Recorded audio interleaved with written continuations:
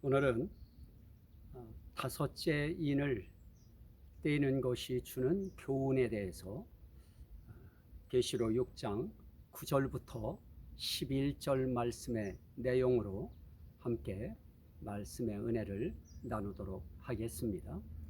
오늘 이 말씀은 하나님께서 사도 요한의 그 영혼을 끌어올리셔서 하늘 세계에 이루어지고 있는 그 상황을 듣게 하시고 보게 하셔서 그것을 기록하게 하시는 그런 내용입니다. 특별히 그 하나님께서 보여주시는 것이 있어서 딱 보니까 하늘에 있는 그 제단 아래에 죽임당한 영혼들이 있는 것을 봤습니다. 자, 오늘 우리는 하늘에 제단이 있고 그 제단 아래에 죽임당한 영혼들이 있었다고 하는 그 내용을 사도 요한이 보고 듣고 기록한 이 사건을 통해서 우리가 한 가지 알 수 있는 아주 소중한 것이 있습니다. 그것은 믿지 않는 사람들도 있기 때문에 믿지 않는 사람들을 위해서도 이 말씀은 꼭 필요한 말씀입니다. 왜 그런가 하니 우리는 사람들이 죽으면 죽은 것으로 끝난다고 생각합니다. 그것이 일반적인 믿지 않는 사람들의 그런 사고방식입니다. 그래서 죽으면 끝나지 이렇게 생각합니다. 그래서 막바지 어려운 상황이 생겨지면 그 어려움을 극복해내지 못할 때 그들은 그 마지막을 죽음으로 마치려고 하는 그런 경향들이 있습니다. 그것은 비단 사업가들 뿐만이 아니고 어떤 명예를 추구하고 권력을 추구하고 또 재력을 추구하는 그런 사람들일수록 자기에게 왔던 그런 재력, 자기에게 왔던 그런 명예, 인기, 이런 것들이 또 권력, 이런 것들이 자기로부터 멀리 떠나 있다고 하는 것을 느끼는 순간 공허함에 빠지고 허무함에 빠지고 삶의 의미를 상실하는 그런 지경에까지 처하게 되어집니다. 그럴 때 사람들이 택하는 것이 바로 죽음이라고 하는 것입니다. 근데 세상 사람들은 죽으면 끝나는 줄 압니다. 하지만 물론 예수 믿는 사람들 세계 속에서도 아직까지 이 말씀이 박히지 아니한, 말씀이 믿어지지 아니하는 그런 상황 속에서는 죽으면 그거로 끝나는 게 아닌가 하는 어슴푸레한 막연한 그런 생각을 하는 경우도 있습니다. 그런데 오늘 말씀을 통해서 우리가 볼 수 있는 것은 죽은 자들의 영혼이 하늘 제단 아래에 있었다 하는 것입니다. 자, 여기서 중요한 것은 무엇입니까? 우리는 죽었다고 생각하고 이제 죽었으니 한 줌의 흙으로 또 한 줌의 재로 이제 모든 것이 다 끝났다 생각됐던 그들의 영혼이 하늘나라에 가 있다는 것입니다. 그것이 중요합니다. 그렇습니다. 우리는 죽으면 끝나는 것이 아닙니다. 육신은 이 땅의 한 줌의 재도 될 수 있고 한 줌의 흙으로 변할 수도 있습니다. 하지만 영혼이라고 하는 것은 영혼이 갈 곳이 있는 것입니다. 영혼이 사는 곳이 있는 것입니다. 그곳이 하나님의 나라냐 아니면 감옥이냐 지옥이냐 하는 그 차이일 뿐이지 영혼이 죽어서 가는 곳은 반드시 있다 하는 것을 우리는 이 말씀을 통해서 알 수 있습니다. 자, 그러면 왜 그들이 죽임을 당했는가 하는 부분에 대해서 우리가 생각해야 됩니다. 그런데 오늘 말씀은 그렇게 표현하고 있습니다. 하나님의 말씀과 그들이 가진 증거로 말미암아. 하나님의 말씀 때문에 죽임당한 영혼들입니다. 그들이 증거하는 그 증거가 있습니다. 초대교회 성도들에게 있어서는 그들이 증거하는 것은 다른 것이 아닙니다. 예수 그리스도의 죽으심과 예수 그리스도의 부활하심에 대한 그런 증거를 했습니다. 결국 예수 증거하는 것입니다. 예수 이름 드러내는 것입니다. 이런 것 때문에 그들이 죽임 당했다 하는 것입니다. 자, 이거 보면 우리가 지금 살아가는 우리 인생길이 참 지금은 그나마 좀 편안합니다. 뭐 예배 드리는 부분에 대해서는 방역이라고 하는 그런 이유를 들어서 서로의 건강 유의, 생명 안전 이런 것을 구실로 교회 예배에 상당한 그 지장을 받습니다.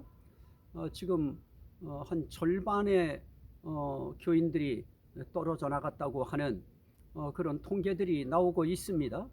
교회도 절반은 3분의 1, 최하 3분의 1은 문을 닫았다고 하는 그런 이야기가 나옵니다.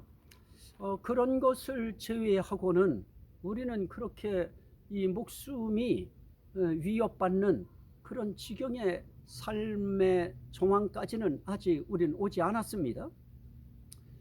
그럼에도 불구하고 우리들은 지금 무엇 때문에 살아가고 있습니까? 예수 믿는 주의 종들은 하나님의 말씀 때문에 살아가고요. 그리고 하나님의 말씀을 통하여 증거해야 할 예수 그리스도에 대하여 가지고 있는 증거들이 있습니다. 그거 증거하기 위해서 살아가고 있는 것입니다. 이것은 비단 주의 종들뿐만이 아니고 성도들도 마찬가지일 것입니다. 그런데 초대교회 같은 때에는 뭐 로마의 박해를 받을 때만 해도 이 세계사라고 하는 기독교 세계사, 세계 기독교사죠. 그 내용에 보면 로마 황제들 그들의 박해가 얼마나 가혹했는지 아예 10대 박해, 교황들의 10대 박해 이렇게 해가지고 로마의 그 황제들이 로마 황제지요, 교황이 아니고 로마 황제들이 얼마나 그리스도인들을 박해했는지 그런 모습들에 대한 역사적 근거를 기술한 그런 내용들이 있습니다. 자, 뭐 그 이후 뭐 비단 로마 황제들만 그랬겠습니까? 바울 사도가 살아가고 있던 또 사도들이 살아가는 그런 시대 속에서도 상당히 많은 박해를 받았습니다. 환난에 처해졌습니다. 그런 핍박 속에서 그들은 살았습니다. 거기에 장본인이 그들을 잡아서 옥에 가두고 사형에 처하고 하는 결정권을 행사하는 그런 사람 중에 하나가 사울이라고 하는 바울이었습니다. 그런 사람들의 예만 봐도 정말 그리스도인들이 목숨이 언제 어떻게 될지 모르는 그런 상황에 처해진 이런 신앙생활을 한 사람들이 많이 있었습니다.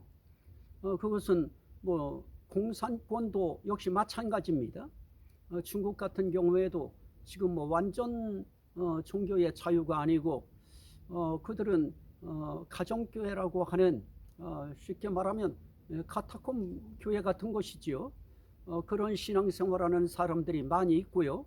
뭐 북한 같은 경우에는 그 위에 사람들이 생각할 때는 다 숙청시켰고 그래서 더 이상 그리스도인들은 없다 생각할지 몰라도 비밀리에 나오는 이야기들 보면 이북에도 역시 지하 교회가 있다 하는 것입니다.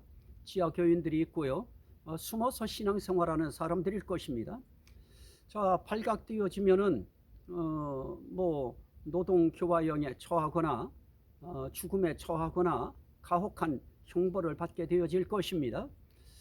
어쨌든 그런 상황에 처해지는 사람들은 오늘 말씀에 나타나 있는 하나님의 말씀과 그들이 증거하는 그 증거들로 인하여 결국 그렇게 생존의 위협을 받는 것입니다. 오늘 말씀에 나타나 있는 죽임당한 영혼들은 그렇게 하나님 말씀 때문에 죽임당했습니다. 그들이 증거하는 그 증거들 때문에, 그 증거들이 다른 것이겠습니까? 예수 믿는 그 증거 때문에 그들은 죽임을 당한 겁니다. 순교라고 하는 표현으로 요즘에 사용되고 있습니다. 이렇게 순교당한 영혼들, 세상 속에서는 5년 가고 10년 가고 20년 가면 잊혀져 갈 수 있습니다. 하지만 그들은 이 세상에서 죽음이라고 하는 그런 이름으로 이 땅에서만 그의 모습이 보이지 않는 것뿐이지 그의 영혼은 하늘 제단 앞에 있다 하는 것입니다. 그래서 우리는 영혼이라고 하는 영혼의 세계가 있다고 하는 것을 알아야 됩니다. 오늘 이 말씀을 혹시 청취하시는 그런 세계의 청취자들이 계시다고 하면 우리가 죽은 다음에 가는 세계, 영혼이 가 있는 세계가 반드시 있다 하는 것입니다. 그렇다면 우리는 어디로 가야 될 것인가? 지옥 가서는 안 됩니다. 우리가 가야 할 곳은 하나님이 계신 하나님의 나라인 것입니다. 자, 그 나라에 가기 위해서는 우리는 무엇까지도 각오해야 되겠습니까? 죽임당할 것까지도 각오해야 됩니다. 다시 말하면 순교당할 각오를 하고 우리는 하나님의 말씀과 우리에게 주신 증거들을 우리는 나타내면서 살아야 된다 하는 것입니다. 자, 오늘 복음 때문에 순교당한, 결국은 복음이지요. 복음 때문에 순교당한 영혼들이 큰 소리로 외칠 때, 그들이 외칠 때에 부를 때 그들이 부르는 대상이 있습니다. 성경은 그렇게 이야기합니다. 거룩하고 참되신 대주제여 그럽니다.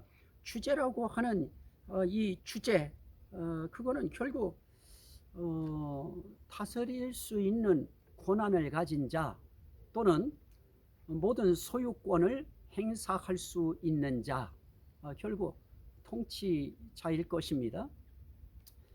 대주제여 그럴 때는 주인의 의미도 있고요, 왕의 의미도 있습니다. 다스리는 통치자이기 때문에. 자, 그러면 대주제라고 할 때 그 부분을 성경은 이렇게 이야기합니다. 창세기 14장 19절 말씀에 보면 천지의 주제자시오 이럽니다. 자, 특별히 창세기 14장 19절 말씀에 보면 여러분들이 잘 아는 멜기세덱이라고 하는 사람이 아브라함이 전쟁하고 돌아올 때 아브라함을 위해서 축복할 때 이렇게 기도합니다. 천지의 주제이시오 지극히 높으신 하나님이요 아브라함에게 복을 주옵소서 그럽니다. 자, 여기서는 복을 주시는 그런 지극히 높으신 하나님, 이 하나님을 천지의 주제이시오 그랬습니다. 자, 여기 천지의 주제라고 하는 그 의미는 하늘의 주인이면서 땅의 주인이라고 하는 의미이고요, 하늘을 다스리는 자이면서 땅을 다스리시는 자라고 하는 그런 의미입니다. 그분이 무엇을 하십니까? 복을 주시는 분이십니다. 그 분을 일컬어서 뭐라고 하느냐? 지극히 높으신 하나님이요 그럽니다. 그래서 천지의 주제, 그분은 지극히 높으신 하나님이십니다. 그분이 복을 주시는 분이십니다. 그래서 창세기 14장 22절에 보면 아브라함도 소돔 왕에게 말을 해야 될 그 어떤 상황에 이 멜기세덱이 가지고 있었던 똑같은 신앙을 그가 받아서 그도 그렇게 이야기합니다. 아브라함이 소돔 왕에게 이르되 천지의 주제이시오 지극히 높으신 하나님 여호와께 내가 손을 들어 맹세하노니 그럽니다. 멜기세덱도 천지의 주제이시라고 말씀했고요, 그리고 지극히 높으신 하나님이라고 그렇게 그 하나님을 불렀습니다. 그걸 아브라함이 똑같이 그 신앙을 받은 것입니다. 그러면서 멜기세덱은 그 하나님이 복 주실 것을 믿고 복 주시는 하나님 앞에 기도합니다. 자, 여기서 지금 아브라함은 소돔 왕에게 무엇을 하는가? 소돔 왕 앞에서 하나님 앞에 맹세하는 내용이 나타납니다. 내가 지극히 높으신 하나님 여호와께 내가 손을 들어 맹세하노니, 그러면서 천지의 주제이시오 지극히 높으신 하나님 여호와께 내가 손을 들어 맹세하노니. 자, 맹세 받으실 자, 또 복을 주실 자, 그분이 천지의 주제이신 것입니다. 자, 그리고 역대상 29장 12절 말씀에 보면 또 주는 만물의 주제가 되사 손에 권세와 능력이 있사오니 모든 사람을 크게 하심과 강하게 하심이 주의 손에 있나이다. 그럽니다. 자, 만물의 주제이신 하나님, 결국은 만물의 소유권이 그 하나님께 있고 만물을 다스리는 권한이 이 하나님께 있다고 하는 그런 의미입니다. 그분은 손에 권세와 능력이 있습니다. 그래서 모든 사람을 크게 하시고 강하게 하시는 것이 주의 손에 있다 그럽니다. 자, 여기서 우리가 깨달을 수 있는 것이 무엇입니까? 강하게 되고 싶으신 분 계십니까? 그 강하게 하심이 천지의 주제가 되시고 만물의 주제가 되시는 하나님 손에서 나옵니다. 크게 되고 싶으십니까? 그것도 만물의 주제가 되시는 하나님 손에 있습니다. 그래서 우린 이 하나님 앞에 강해야 할 자, 크게 일해야 할 자, 그들은 정말 이 만물의 주제가 되시는 그분 앞에 기도해야 될 것입니다. 또 시편 22편 28절 말씀에 보면 나라는 여호와의 것이요 여호와는 모든 나라의 주제이심이로다 그럽니다. 자, 모든 나라가 여호와의 것이요, 이게 중요합니다. 나라는 여호와의 것이요. 다시 말씀드리면 나라의 소유권이 하나님께 있다는 것이고요, 그 나라를 다스리는 권한이 하나님께 있다고 하는 그런 의미인 것입니다. 그가 모든 나라의 주제이십니다. 그래서 결국 모든 나라의 소유권은 하나님께 있습니다. 그리고 모든 나라를 다스리는 권한이 하나님께 있습니다. 그래서 모든 나라는 이 하나님 앞에 복종해야 되는 것입니다. 이 하나님 앞에 순종해야 되는 것입니다. 이 하나님의 뜻을 따라야 되는 것입니다. 그리고 이 하나님 앞에 거역해서는 안 됩니다. 경거망동해서도 안 되는 것입니다. 이 하나님 앞에 온순해야 될 것입니다. 겸손해야 될 것입니다. 그렇다고 하면 뭐 나라가 여호와의 것인데 나라의 왕들, 그 지도자들 자기들이 왕인 것처럼 나라가 자기들 것인 양 그렇게 해서는 안 될 것입니다. 하나님의 것을 위탁받아 또 하나님의 사람들을 위탁받아 그들을 잘 안전하게 보호하고 잘 그들이 잘 되도록 돕는 자로서의 총직의 역할을 감당하는 자라고 하는 의미로 나라의 왕 혹은 지도자들은 그런 자세로 살아야 될 것입니다. 자, 오늘 그러면서 그 기도할 때 이 천지의 대주제이신 하나님 앞에 무엇을 기도하느냐면 자기들이 이렇게 억울하게 죽었는데 피를 흘렸는데 이 땅에 거하는 자들을 심판하여 우리 피를 갚아주시지 아니하시기를 대체 어느 때까지 하실 작정이십니까? 하고 부르짖는 것입니다. 언제 대체 우리를 우리를 죽인 그런 자들을 심판해서 우리를 피값을 좀 갚아주시겠습니까? 지금 그 내용을 하나님 앞에 기도하는 것입니다. 탄원하는 것입니다. 결국은 죽임당한 영혼들은 압니다. 자기들 마음대로 영혼이 바깥에 나가서 자기들에게 해를 끼친 그런 왕들, 또 그러한 부류의 사람들, 땅에 거하는 자들을 자기들이 내려가서 처리하고 처치하는, 그렇게 그들은 출입증을 가지고 이 땅과 하늘을 오르락내리락 할 수 있는 그런 존재들이 아닌 것입니다. 이 일은 하나님이 하실 수 있는 일이기 때문에 심판을 하나님 앞에 호소하는 것입니다. 그러면 여기 땅에 거하는 자들이 누구입니까? 그리스도인들이 하나님의 말씀과 증거를 가졌다는 그 이유를 들어서 그들을 공격하고 그 이유로 그들을 죽임당하게 할 때에 가편에 서고 가해자로 섰던, 또 거기에 동조했던 그런 자들이 바로 하나님이 심판해야 될 땅에 거하는 자들인 것입니다. 그런데 하나님께서 그 말씀을 듣고 나서 그 죽임당한 영혼들, 순교자들, 그 영혼들에게 하얀 두루마기죠. 두루마기를 주시면서 이거 입고 잠시 쉬라 그럽니다. 그러면서 아직 잠시 동안 쉬되 그들의 동무 종들과 형제들도 자기처럼 죽임을 당하여 그 수가 차기까지 하라 하시더라 그럽니다.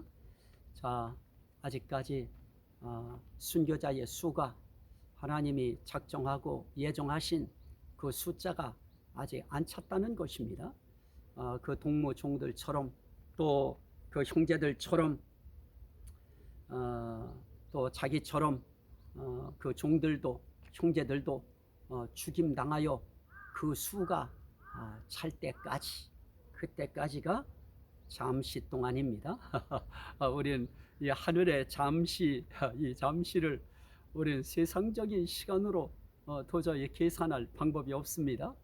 하나님은 하루를 천년같이, 또 천년을 하루같이 이렇게 보시는 하나님 앞에 우리는 참 하나님이 그 잠시가 얼마만큼의 잠시이냐 하는 것을 설명해 주시지 아니한 한 우리는 그 잠시가 몇 년인지 우린 알지 못합니다.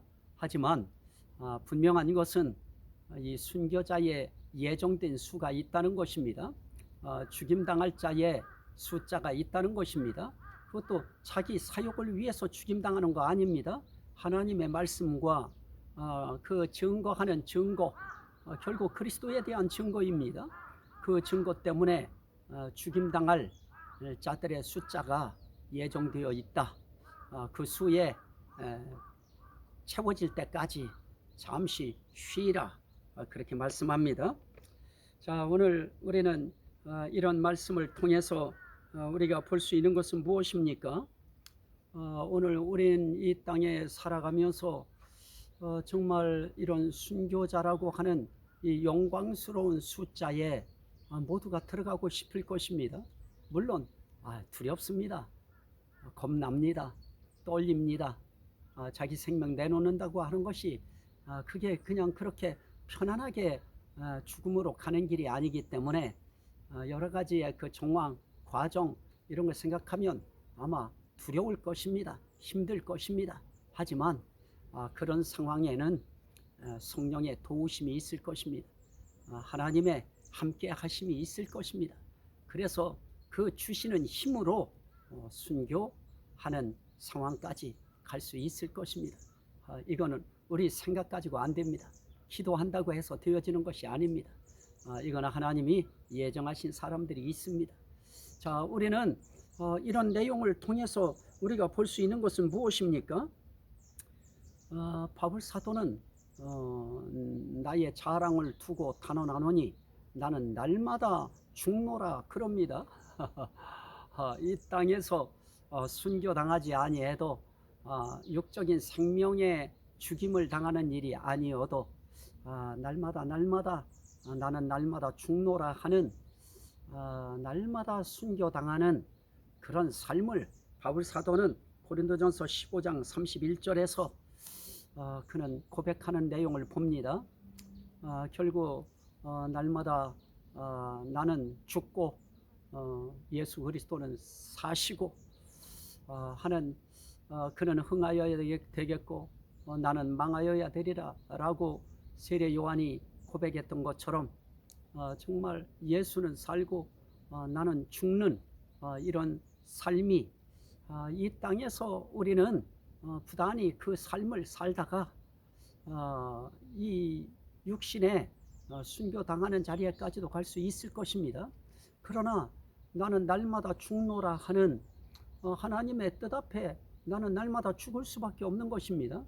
육체의 소욕을 날마다 죽이는 삶, 이 삶을 주님의 영광을 위하여 살아가는 사람들이 그렇게 살다가 순교의 자리에까지도 갈 수 있을 것입니다. 나는 날마다 죽노라 하는 이런 삶이 이루어지지 아니하고 순교의 자리에까지 간다고 하는 거 참 그거 그리 녹록지 아니할 것입니다. 또 성경은 그렇게 말씀합니다. 고린도 후서 4장 11절에 보면 우리 산자가 항상 예수를 위하여 죽음에 넘기움은 예수의 생명이 또한 우리 죽을 육체에 나타나게 하려 함이니라. 자, 우리는 항상 예수를 위하여 죽음에 넘기우는 그런 삶을 우리는 늘 삶 속에서 살아내야 될 것입니다.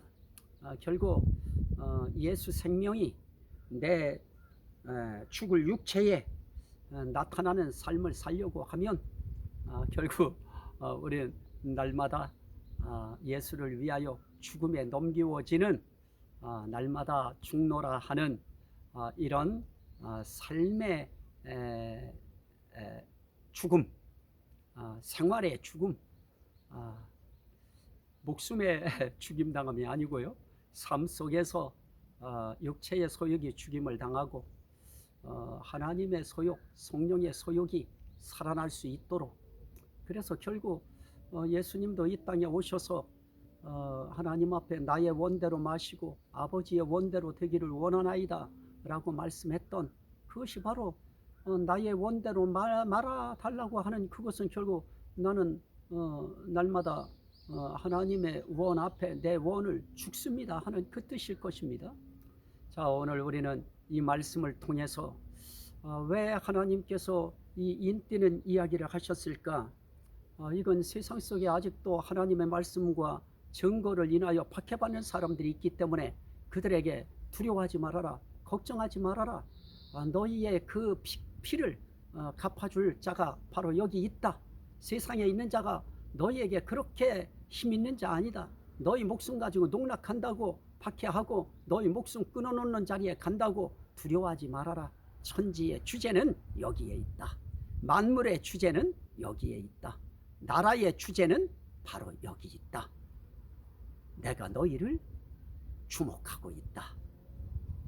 목숨 그렇게 두려워하지 말아라. 너희 쉴 곳이 바로 여기다.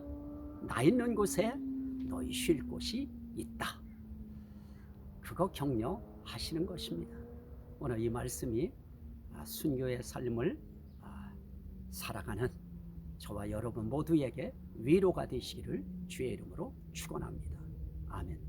오늘 이 말씀이 듣는 모든 심령들에게 생명이 되고 구원이 되고 은혜가 되고 복이 되고 치료가 되고 회복이 되고 하나님께 영광이 되게 하옵소서. 예수 그리스도 이름으로 기도하옵나이다. 아멘. 할렐루야. 다음 시간에 다시 뵙겠습니다.